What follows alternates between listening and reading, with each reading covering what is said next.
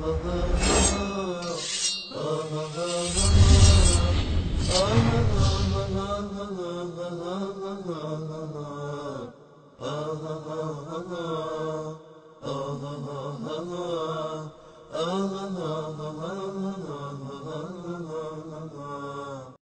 سلام علیکم، بفرمایید.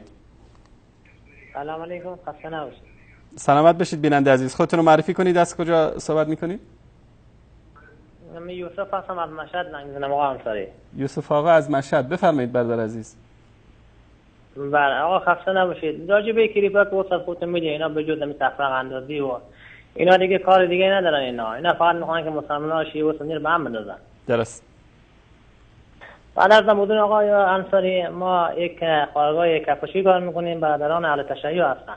درست. نسبت به قضیه ما با اینا چند روز جو بحث کردیم. اینا میگن که در مورد ولایت گفتم که در کتابای شما آیاتی میگن هست که در قرآن تعریف شده. روایتی دارین که قرآن تعریف شده.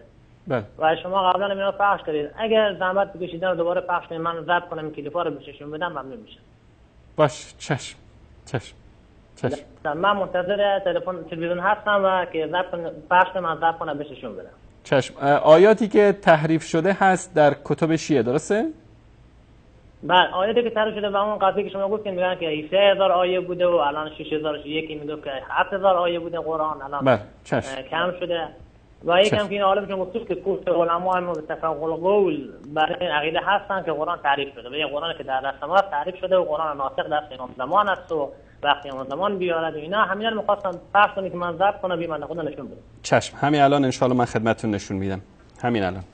دستتون درد نکنه آقا. زنده باشید. خیلی ممنون از برنامه. زنده باشید. تشکر از شما.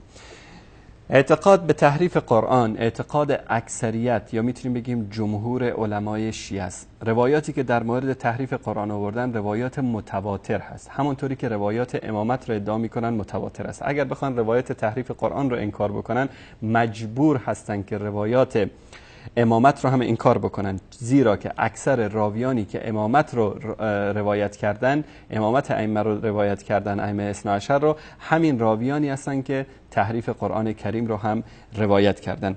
ما در صحیح ترین کتابشون بعد از قرآن کریم کتاب کافی است. در کتاب کافی دوستان عزیز اگر این صفحه رو نشون بدن، این کتاب اصول کافی است، صحیح ترین کتابشون بعد از قرآن کریم. در کتاب فضل قرآن صفحه 657 آخرین روایت. در هر کتاب کافی که رفتید آخرین روایت رو ببینید در باب کتاب فضل قرآن. در اینجا میگه که روایت 3599 ان قرآن الذی جاء به جبرئیل الی محمد صلی الله علیه و سلم 17000 آیه، 17000 آیه است این قرآنی که جبرئیل نازل کرده بود به محمد مصطفی صلی الله علیه و آله و سلم. نه تنها در این که در چاپ‌های مختلف اصول کافی، این چاپ در ایران چاپ شده، در قم هم چاپ شده، اینم شناسنامه‌اش اینجا هست. این روایت 28 آخرین روایت این کتاب هست. ان قرآن الذی جاء به جبرئیل الی محمد صلی الله علیه و آله و سلم 17000 آیه، قرآنی که جبرئیل برای محمد صلی الله علیه و سلم آورده است 17000 آیه بوده است. این در این مورد. و آقای صاحب کتاب مرآة العقول فی شرح اخبار آل رسول، کتاب دوستان نشون بدن این کتاب رو. این کتاب مرآة العقول است. این صفحه بعدیش از ملا باقر مجلسی، این هم شناسنامه کتاب، در تهران چاپ شده، بازار سلطانی، دارالکتب الاسلامیه. حدیث ثامن و العشرون، این حدیث رو گفته موثق، حدیث موثق است و در اینجا مفصل در این مورد صحبت میکنه. میگه که ثابت شده که این قرآن تحریف شده هست. این کتاب فضل قرآن جلد 12 صفحه 526 این قرآن الذی جاء به جبرئیل الی محمد صلی الله علیه و سلم 17000 آیه. این حدیث الثامن و العشرون آخرین حدیث این باب است. جلد 12 صفحه 525 و 526 باب نوادر، کتاب فضل قرآن در مرآة العقول شرح اخبار آل رسول. تشکر میکنم از عزیزانمون در اتاق فرمان. در تفاسیر شیعه کلا در مورد تحریف قرآن کریم روایات گوناگونی اومده.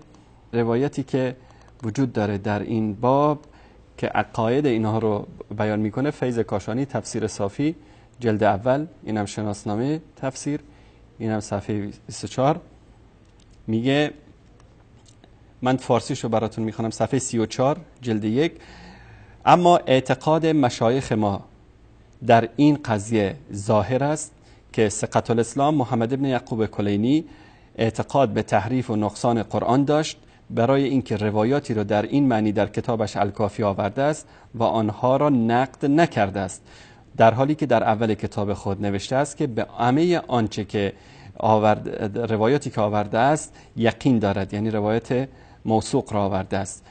و همچنین استادش علی ابن ابراهیم قمی صاحب کتاب تفسیر قمی، فإن تفسیر ایشون مملو است از غلو در اثبات تحریف قرآن. و همچنین شیخ احمد ابن ابی طالب الطبرسی، ایشون هم در کتاب الاحتجاجش اعتقاد داره به همین مسائل. این در تفسیر صافی جلد 1 صفحه 34. و اگر همینطوری من بخوام روایات رو خدمتتون نشون بدم ساعتها طول میکشه.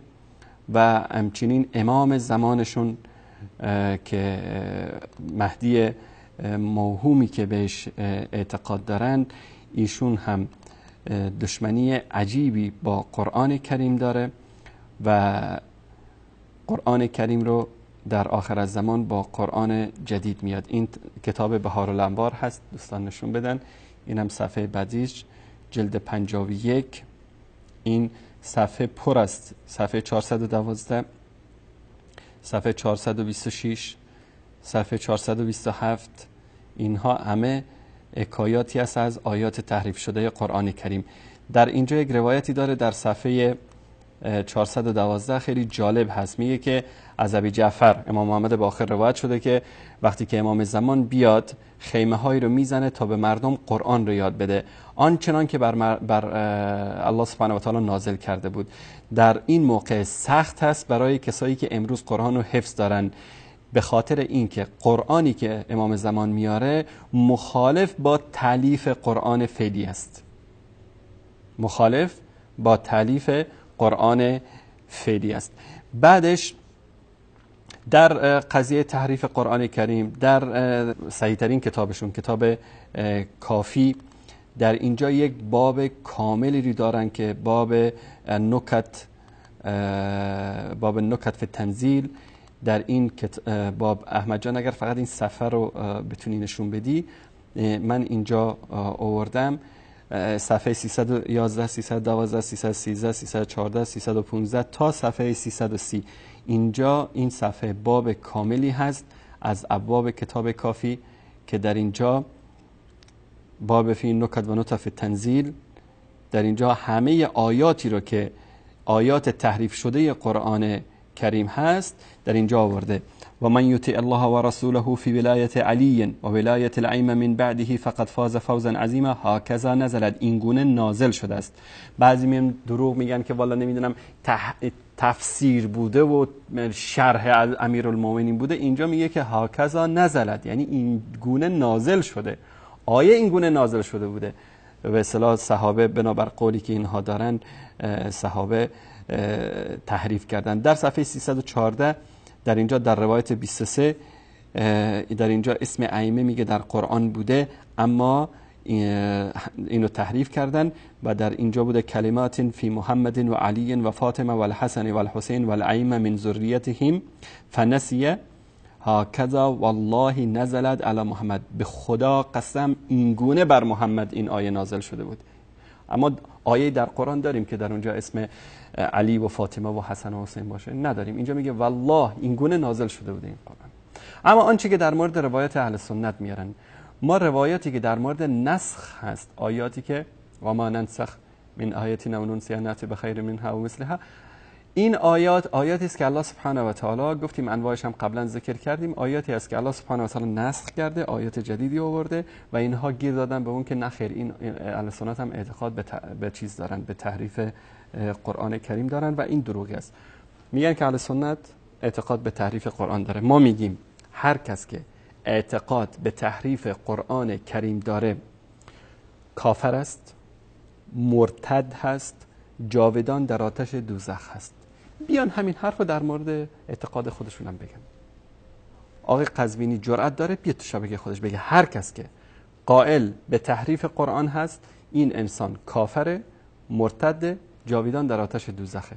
میگید که اهل سنت به این اعتقاد است؟ ما میگیم که هر کسی که این اعتقاد داره کافر، مرتد، جاویدان در آتش دوزخ است. برید 1000 تا روایت دوست دارید بیارید. ما میگیم هر کسی که این حرف رو اعتقاد بهش داشته باشه، اعتقاد به تحریف قرآن داشته باشه، کافر، مرتد، جاویدان در آتش دوزخ. شما به این حرف رو بزنید؟ نمیتونن بزنن. چرا نمیتونن بزنن؟